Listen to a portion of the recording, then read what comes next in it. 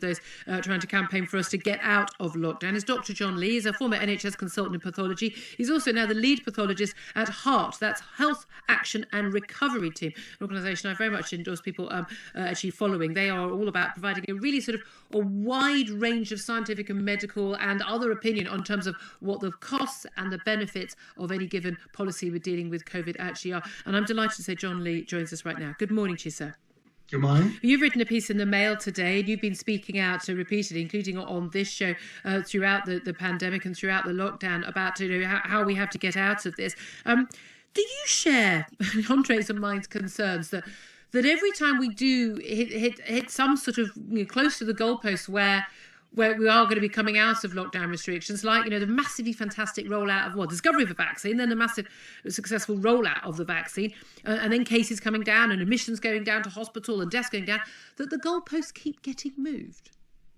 Yes, I absolutely do share your concern. I think it's extremely worrying. I think what we've been in for the last year really is government struggling to deal with something that it doesn't know very much about. And so it's been very, very dependent on the advice it's been getting from its SAGE committee. And the SAGE committee, I'm afraid, has been reflecting a very narrow interpretation of the data, and in many of our views, a rather tendentious interpretation of the data. And so the government really haven't had much option but to act on the advice they've been given. But there is actually good understanding of what you do in a situation where there's great uncertainty, and that is you broaden the debate, you broaden the range of advice you're receiving so that you can actually see the range of possible interpretations of the data, and then you as a politician can come to the right idea. And that's what the government hasn't been really doing enough, in my opinion, hitherto, and they could make their own lives a lot easier by broadening the debate and letting other people contribute. Yeah, and this is it. We're constantly told by people who support lockdown, or whether it's government or members of the public, but the government has to listen to the science, and the science says, well, for a start, it's not cap T, cap S. There is no the science. There is lots of scientific debate. We're told, well, it's a minority of medics and scientists like you who are questioning what SAGE and NERVTAC and all the others are saying. But we don't know, because we know huge numbers of people who are experts in these fields. When they do speak out, they are subject to abuse, like some Carl Hennigan, John Ioannidis from Stanford University, and you indeed, many others, all have been subject to horrific personal abuse and attacks for actually speaking out and speaking your mind. Many other academics too fearful to come forward. But I speak to them off air. I know you speak to them on HART, and your organisation HART as well, who are concerned that actually the data is being wrongly interpreted. We see computer model after computer model, whether it's Warwick University or whether it's Imperial College, showing the absolute devastation of us coming out of lockdown, all based on some really dodgy assumptions like no seasonality, or taking no account of the fact that we've got a vaccine rollout that's providing not just safety but also perhaps immunity as well. When the government listens to all these people and doesn't listen to the alternatives, is there any hope that we will actually walk away from this and actually start balancing the costs and the very real known 100% we know costs of lockdown against the possibilities of a resurgence of the virus? Well, no, I think we do need a change of approach. It does seem to me that there's a contradiction at the moment inherent in the government's approach. And that's, on the one hand, they're telling us that this virus is unprecedented and we've never come across anything like this before. But on the other hand, they're telling us that despite that, SAGE, the small group of people on SAGE with their relatively narrow specialist interest and expertise, know precisely and exactly how we should deal with it.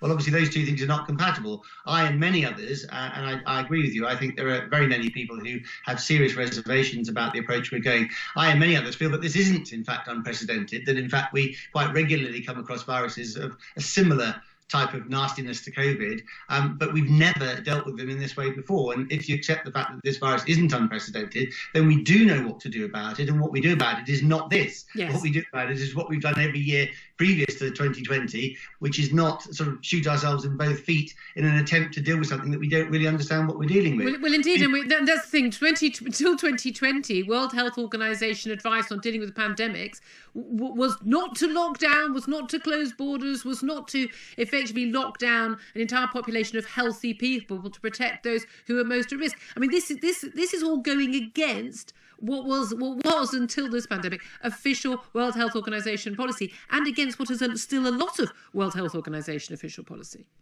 Lockdown was never seriously considered as a medical intervention before it was suddenly done. It was suddenly done on the basis of panic, and it's never a good idea to do anything. The Sage Minutes ahead of March, they were not actually discussing lockdown as a serious issue. The Sage Minutes have been published, and we know that they had ruled that out as a ludicrous possibility very early on. That's right. I mean, it's never been seriously considered before it was done, which means that the costs and benefits of it weren't seriously considered before it was done. And what's absolutely clear, and I'm sure absolutely nobody will disagree with, is the fact that lockdowns have serious costs. I mean, these are not neutral policies. They massively affect the health and the quality of life of everybody, but in particular some people, in terms of their not being able to access medical care, or in terms of their mental health, or in terms of their mental health becoming so severely affected that they actually end their own lives.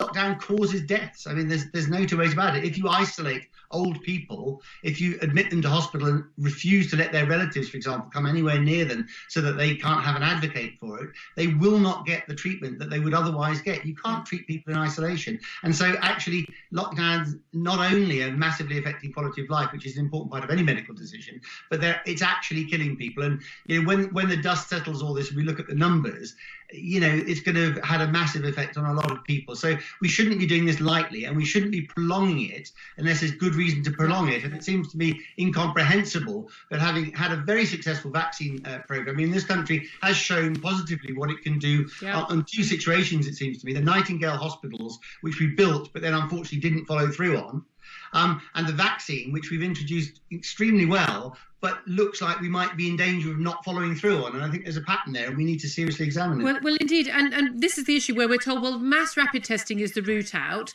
We'll get down, according to the Telegraph, their briefings, they've been told that the government wants to get down to, we've got currently 10,000 cases a day. And we're seeing cases absolutely plummeting from the peak in January. Hospital admissions, people on mechanical ventilators and ICU, and deaths plummeting. Still too high, completely accepted. No one wants anyone to die of anything. But, you're a pathologist. People die of something, and very sadly, an awful lot of the people who are dying of COVID are people, average age is 82. The younger people who are dying, the vast majority of those have serious, not just they once had asthma, they have serious underlying health conditions. 48% of those in ICU who are under 70 have a BMI over 30, 11% of over 40. I mean, there are lots of other things why these people are dying very, very tragically. But this policy of lockdown continuing until we're under 1,000 cases a day.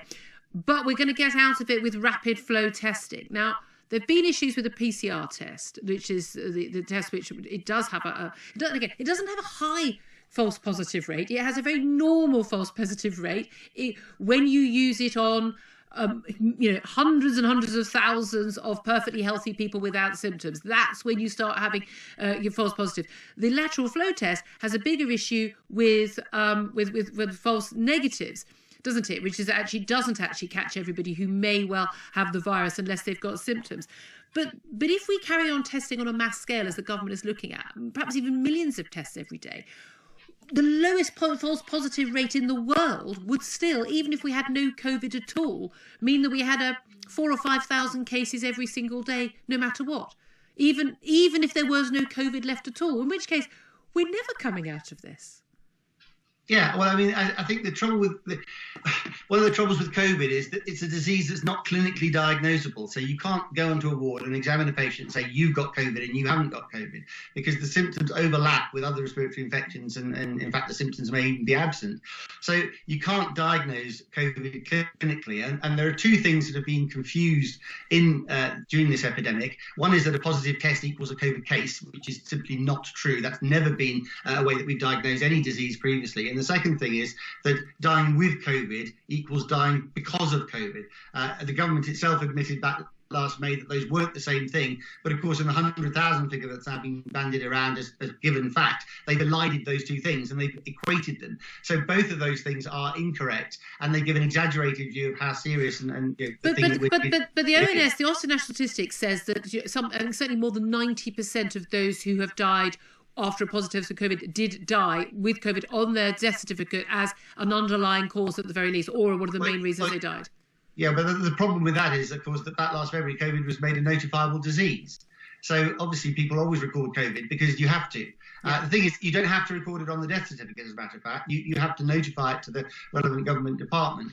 But the thing is, when a disease is notifiable, there's obviously a strong subliminal pressure on doctors to put it down anyway, just in case, so that nobody can accuse you of not. So it seems to me highly likely that the emphasis on this has made COVID, has been recorded as a cause of death more than it would be. With the testing, the fact that you can't diagnose it clinically means we're totally reliant on tests of various kinds to diagnose the disease, and that means we have to know that the tests are measuring what we think they're measuring.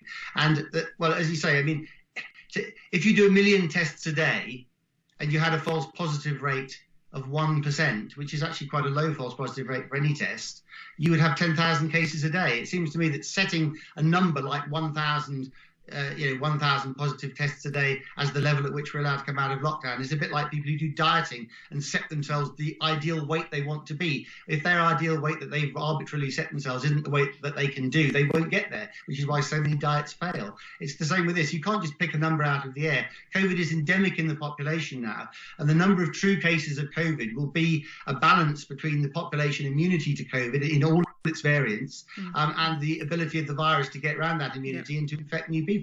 That's where the equilibrium will be, and we don't know what that number is going to be because we don't really know the number of people out there who've actually got the disease or who've actually got immunity. So you can't set the point is you can't set an arbitrary number. 1,000 sounds ridiculously low when we're doing mass testing, because the mass testing, even in the false positive test, will generate more positives. Yeah. And people get very excitable about the false positives, saying, oh, people have misunderstood it. I've had long conversations off air with Carl Hennigan, Professor of Evidence-Based Medicine at Oxford University, who's said to me, no, you have absolutely understood the false positive rate. It is definitely a thing. And it's not anything unique. We're not saying, oh, the PCR test is uniquely unreliable. All tests for everything will have some false positives or some false negatives, and the whole point is about the different way that tests work and what you're using them for. But the key thing is mass testing a healthy population will not result in us coming out of lockdown if we've got arbitrary targets like that. Well, I completely agree. I think the thing that people don't understand about these biological tests is it's not the same as, for example, the speedometer in your car testing how fast it's going, and you sort of press a button and the number comes out. These are biological tests, and they're quite fussy and finicky, and they depend on very accurate reagents, and they depend on very accurate use of those reagents by the operator. And the fact is, when you're trying to do mass testing, obviously, by definition, you have a lot of people doing the tests who are not specially trained, who are not particularly aware of what's going on in the test. Exactly. And so, naturally enough, the false positives and the false negatives are higher than you would in a totally controlled lab environment. But even in a totally controlled lab environment, you can never make any test 100% positive. And although 1% sounds like a small number, as you say, if you multiply 1% by a very big number of tests, you will end up with what looks like quite a frightening number of positives, even if there's no disease at all. Yeah. Dr. John Lee, thank you so much for joining us. He's former NHS consultant in pathology. He's also the lead pathologist at HART. That's the Health Action Recovery Team. Really appreciate you joining us. 8:23 is the time. This is Talk Radio. Online, on DA.